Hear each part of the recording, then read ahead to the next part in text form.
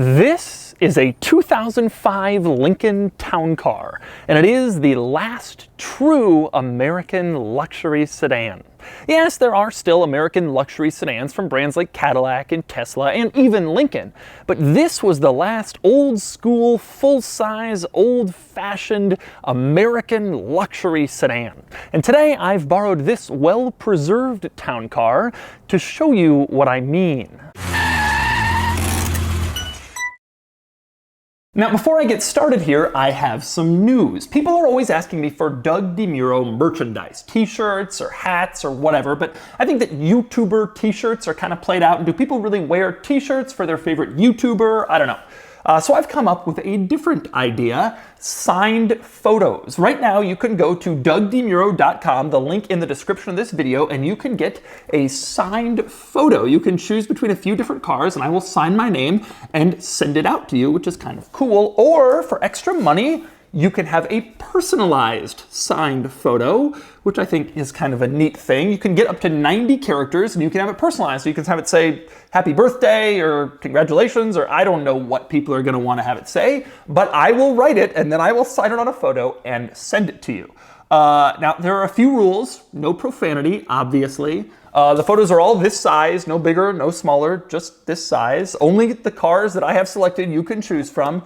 And right now I'm only sending it to US people, United States addresses. Now, the cost of these photos is going to be $35 for the top one, the signed Doug DeMuro photo, and $50 for the bottom one, the personalized and signed Doug DeMuro photo. I realize that's a lot of money, but I also realized as I was putting this together that if I charge like $10 and I get hundreds and thousands of orders, then I'm gonna have to sit there writing all of this stuff since I'm handwriting it and signing it. So it's a little bit more expensive, maybe to try to limit the order intake a little bit. So anyway, go on DougDeMuro.com, buy a signed or personalized Doug DeMuro photo, and I will send it out to you in the next few weeks.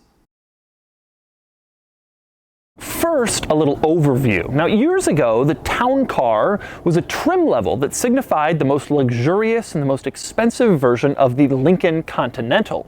In the early 1980s, the town car was spun off to be its own model, and it was a traditional American luxury sedan in the truest sense, with basically no effort or attention paid to making a thrilling driving experience, but instead a focus on making a big sedan that was as comfortable and as smooth as possible. The last generation of the town car was sold from 2003 all the way to 2011 with only minimal changes. The minimal changes were because Ford was winding down production of the Panther platform, which carried the town car along with the Ford Crown Victoria and the Mercury Grand Marquis, so there was no sense in changing and updating the car to keep it fresh in the face of its impending demise. But just what makes them so ancient? Well, for one thing, the town car is body on frame, which means that the body and the frame are separate units, which is an old school way of constructing cars that you just don't see anymore except for full-size pickups and some large SUVs.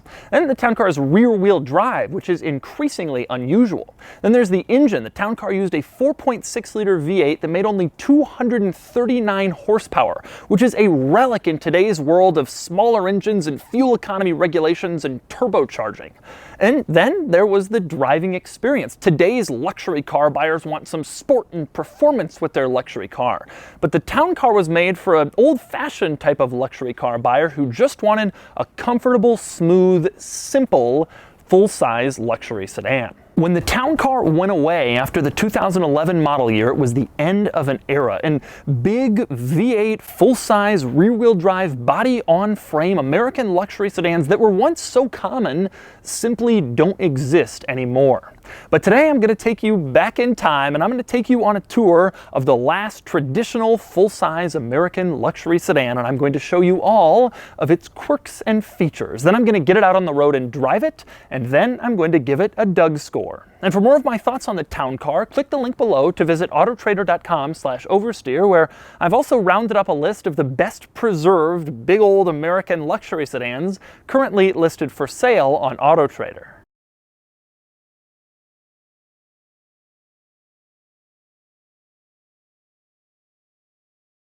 Now I'm going to start the quirks and features on the outside of the car. In fact, not even with the car itself, but rather with the key fob. And I mention it only because it is the exact same key fob I have in my Ford GT. My $150,000, $200,000 supercar shares its key fob with the old school traditional Lincoln Town Car. But they all came out of Ford in the same era, so it's not really all that surprising. Now, my favorite thing about the key fob is the fact you can see there are 4 buttons on it. You have lock, unlock, the panic button, and then the trunk opener button. I love the fact that the trunk opener has a little arrow on it pointing to the back of the car, just to make sure there's no confusion that it opens the trunk and not the hood.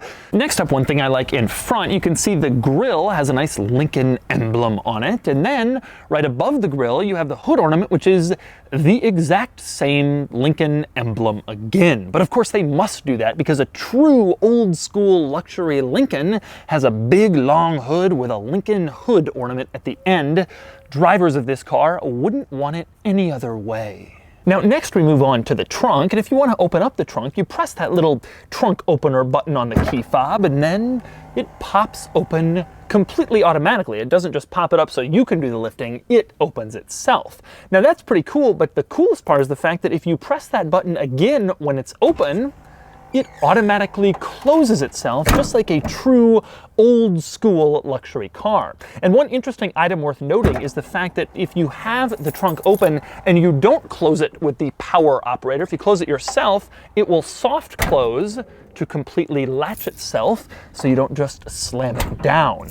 Now when the trunk is open, you can clearly see that it is absolutely massive. This is an old school luxury car, and so it has a big old school luxury car trunk where you can put in about 40 golf bags if that's what you want. But there's also an on-off switch in here. Now that switch disables the air suspension that this car has in order to provide the most comfortable ride possible, but if you're trying to jack it up to change the tire and you have the air suspension on, it will level itself and it can really mess itself up on the jack. So you can turn it off by pressing that little switch, and then you can change your tire.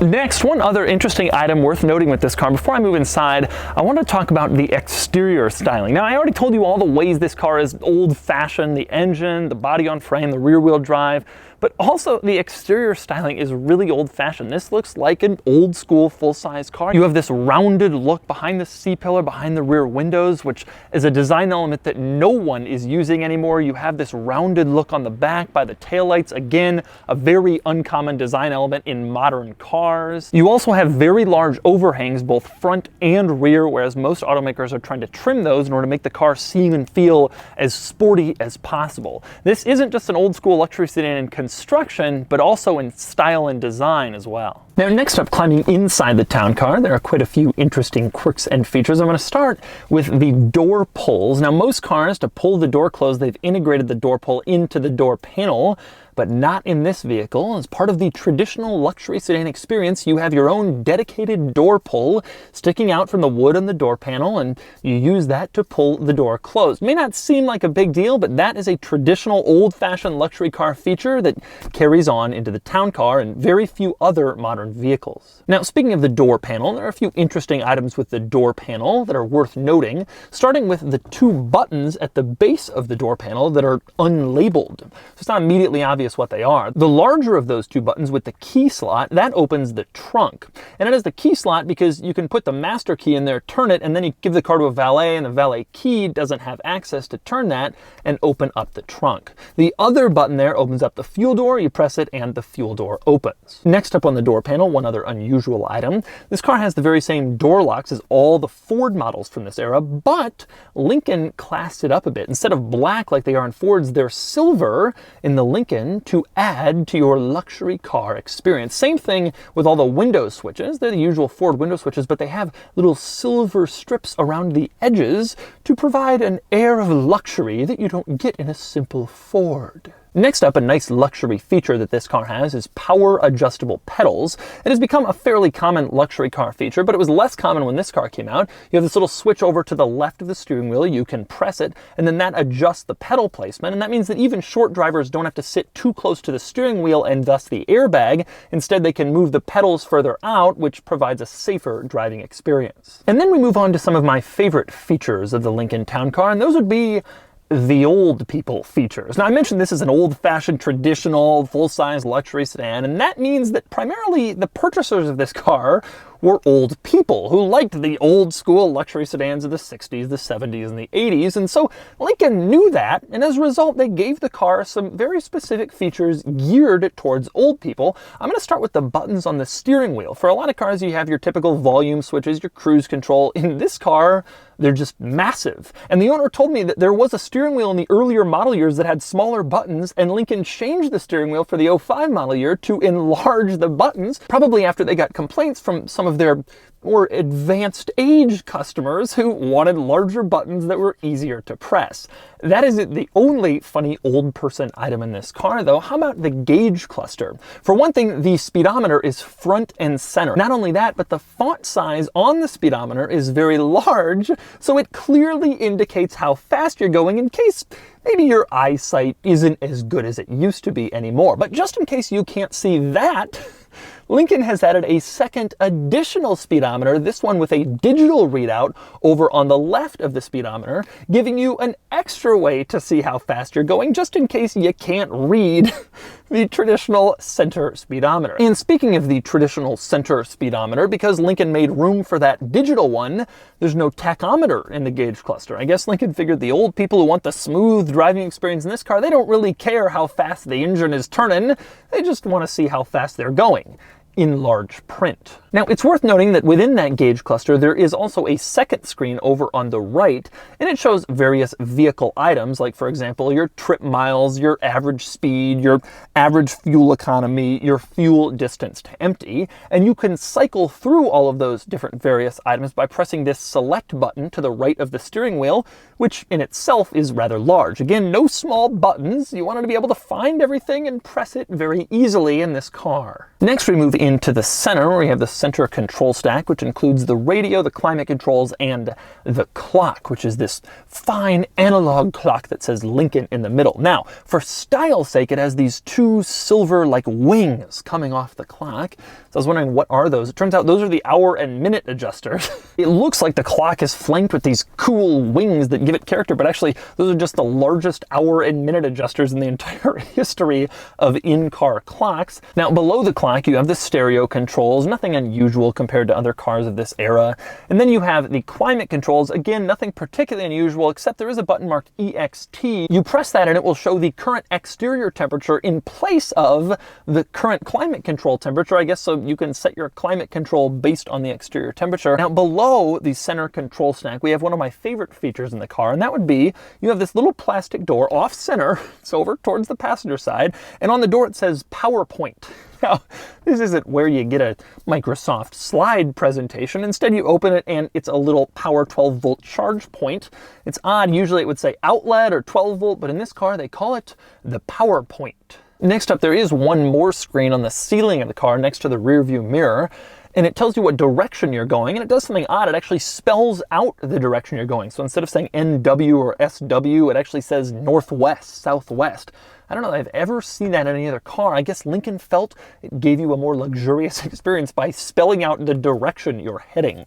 It's also worth noting there is a mode button on there. If you press it, it will change modes, but there is only one mode to change to. It will tell you your current oil life remaining. So you have two mode options, northwest or oil life. Now, next up in the middle here, down on the seat, we have a couple of interesting items. One is the fact that this is actually a seat in itself. You fold back the center console, and then there is an additional seat here, which has its own seat belt and seat belt buckle. But assuming you're not trying to carry 6 people in your vehicle, you can use various items in here for other things. For example, the very front part of that seat folds forward and reveals cup holders, which is nice and useful. And obviously, the top of the seat folds down and reveals a center console. And the thing I like about this center console unusual is it has a magic lid. You can open it from the passenger side, or you can close it and then open it from the driver's side, and it opens again, so you can open it from either side and access the same center storage area.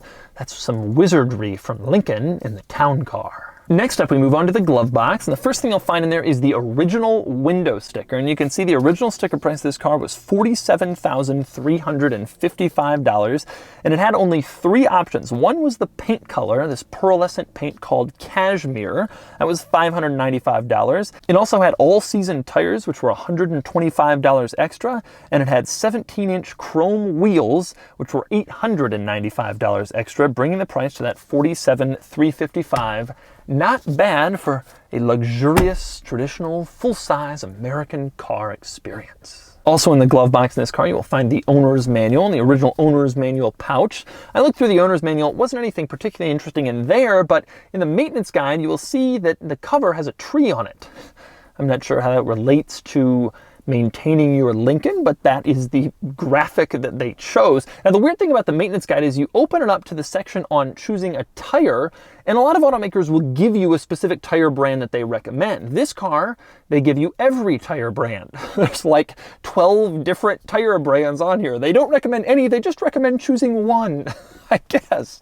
Pick a tire brand. We recommend them all. Next up, we move on to the back of the Town Car, where there are a few interesting quirks, though not all that many. But one of them is the fact that it says Lincoln on the rear door sill. Now, that surprises me because I get into a lot of luxury cars, some very expensive luxury cars that only have the brand name on the front door sills and nothing on the rear door sills. My assumption is that Lincoln did this because they know a lot of these were used as chauffeur cars and livery cars in New York City and elsewhere, and they wanted passengers who were being chauffeured to be very aware of the fact that they were getting into a Lincoln. So Lincoln stuck that Lincoln script on the rear door sill as well as the front. Other interesting items back here. One is the fact that the rear seat is just so pillowy and smooth. Obviously, there's a lot of room back here. This is a big car, but a lot of luxury sedans have room. Not a lot of luxury sedans have a rear seat that is just so comfortable and smooth. You just kind of sink into it. And it is a common feature of luxury sedans in the 70s, 80s, 90s, pillowy seats, but it has very much gone away. The 2005 Town Car still had it, and it feels great back here, and it would have felt great to be driven around in one of these in New York City after a hard day in the finance world. Now, speaking of rear legroom, it's worth noting that this Town Car is a Signature Limited model, which was the top trim level of the Town Car if you got the short wheelbase version. There was also a long wheelbase version, which had a little bit of a stretch back here, and limo companies, chauffeur vehicles, those were commonly the L model because they gave rear seat passengers a little bit more room. The owner told me it's really hard to find those L models now because they were all snapped up by limo companies and driven huge distances, but if you wanted more rear seat room, that was available. Now, the only other interesting item back here is the fact that the center armrest can pull down from the center, and you got a couple of cup holders in there. Nothing particularly interesting or special, but it's there. The back seat in this car is not particularly unusual or complicated or weird, but it is simple and comfortable, much like the rest of this car. Finally, we move under the hood, but just getting under the hood is a little bit interesting in this car. You pull the release located in the driver's footwell to pop the hood open, and then the hood latch shoots out of the grille and it sticks out like 4 inches, and it kind of looks like a knife blade. It looks like someone has stabbed the grill and left their knife blade protruding from it. But you pull that, you open up the hood, and then you can see the engine. And like I said, this old school 4.6 liter V8 that only made 239 horsepower. It's an unthinkable power to liter ratio today, but back in the day, that's how it went down. Next up, another interesting item in this car is the cornering light. Now check this out. You're driving along at night, you have the headlights on, and you put on the turn signal. The turn signal isn't the only light that comes on. There's also a white light that comes on the side corresponding to whichever turn signal you put on, left or right, and it's designed to provide additional lighting to light up your path in whichever direction you're turning. It's actually a pretty good idea and a good feature. Some modern luxury cars have a similar feature that will turn on a light as you turn the steering wheel at low speeds, but the Town Car has it as well, and it's not something you see in every car. And so that's a tour of the quirks and features of the 2005 Lincoln Town Car. Now it's time to get it out on the road and see how it drives. Driving the Town Car. Now the first thing you notice when you get in the Town Car, you just sit, you get in the seat and you just sit, you go down into it. It's like this nice pillowy, soft seat. They don't make sedans like this anymore. You know, nowadays, every sedan that's a luxury car has to also be a sports car, and it has to also be a family car, and blah, blah, blah. And people are only driving SUVs anyway. But this was the old school of luxury. And that meant you don't get the latest technology. You don't get, you know, front-wheel drive, turbo engine to save fuel economy. You get this old school car, and you just sit back and you kind of cruise. The owner lives here in LA, and he's like, you know, this is a nice car for LA because you just sit and you relax and you're not stressed in it, and that is a great way to describe the feeling of this car. It's not modern, it's not high tech, but what it is just comfy and smooth. All you want to do is sit here and just drive around in simple, full-size luxury sedan bliss going between the retirement village and the golf course. These were just great. And the thing that primarily most people like about them today is that they were just durable as hell. You know, they had a big old school motor. There's a ton of part support for it. They weren't high stress motors with twin turbos and all this stuff. It was an easy platform to work on. They were made for decades. It was a durable car. There's a reason that the mainstream version, the Crown Victoria, was used as a New York City taxi cab for 30 years, and that these were used in New York City as livery cars for years. They could tolerate that level of abuse, the bad roads, the heavy stop and go, people getting in and out. They weren't the nicest cars, but they were simple, they were easy, they were usable. This is a great car for people who get in modern cars and like, the tech, I don't need any of that crap. I don't want any of that crap. I just want something that I can drive around and relax. And I'm into the tech. I like the new features. I like the adaptive cruise and the lane keep assist, but you can see the point. All right, acceleration, drop the throttle there. It's not the fastest car in the world.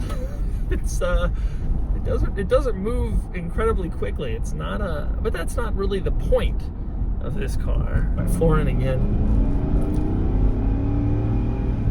I mean, you know, it goes. It just wasn't that much power. But I got the sense that nobody who bought this car cared about that.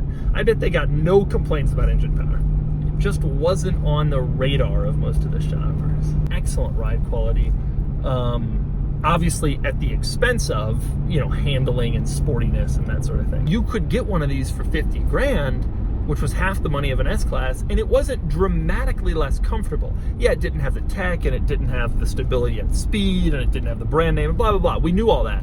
But if you just wanted pure luxury comfort, sit here and chill, you know, this was a bargain back in the day. And so that's the last Lincoln Town Car, the end of an era in American luxury sedans. This car wasn't sporty, it wasn't high tech, it wasn't fast or fun or modern, but that's the beauty of it. It was a simple, comfortable, old-fashioned American luxury sedan, and it was the last of its kind.